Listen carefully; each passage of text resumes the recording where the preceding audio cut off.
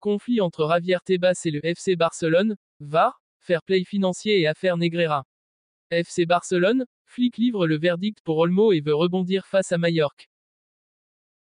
Avant de commencer, si c'est la première fois que tu passes ici, je t'invite à t'abonner, ça prend 2 secondes et ça fait plaisir, merci.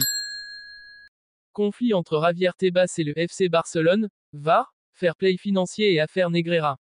Javier Tebas, président de la Liga, est au centre de plusieurs conflits avec le FC Barcelone.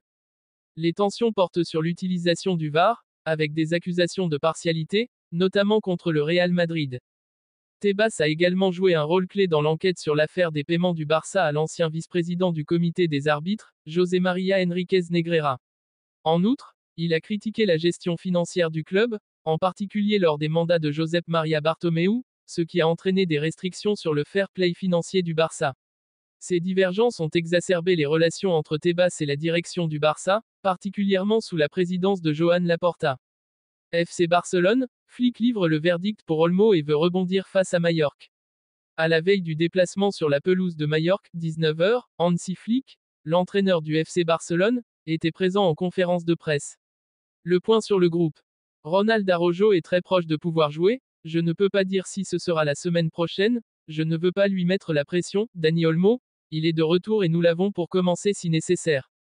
La défaite face à Las Palmas. Je ne veux pas parler de Las Palmas. Je ne veux pas me plaindre ni trouver d'excuses. L'équipe a réussi à gagner le match. Maintenant, nous avons la pression et nous devons être concentrés pour revenir. Parfois, ce que nous avons fait peut paraître facile, mais ce n'est pas le cas. Nous devons faire attention pour que cela ne se reproduise plus. L'équipe alignée face à Majorque. Hier après le match, aujourd'hui encore, quand je suis arrivé à Ciutat Esportiva, j'ai beaucoup réfléchi à la possibilité de faire des changements. J'ai analysé qui avait besoin de repos, mais aujourd'hui pendant l'entraînement, j'ai vu que tout le monde est prêt et que tout le monde veut jouer et c'est un bon signal pour l'équipe. Nous devons réfléchir à certaines décisions car ce ne sera pas un match facile. SZC Zesni. Je n'ai pas l'intention de changer de gardien demain. La motivation du groupe. L'envie est là. Je veux mettre en valeur les figures de Cubarsí, Inigo, Pedri et Rafinha. Ils sont à un niveau incroyable. Chaque jour, ils jouent à un très haut niveau.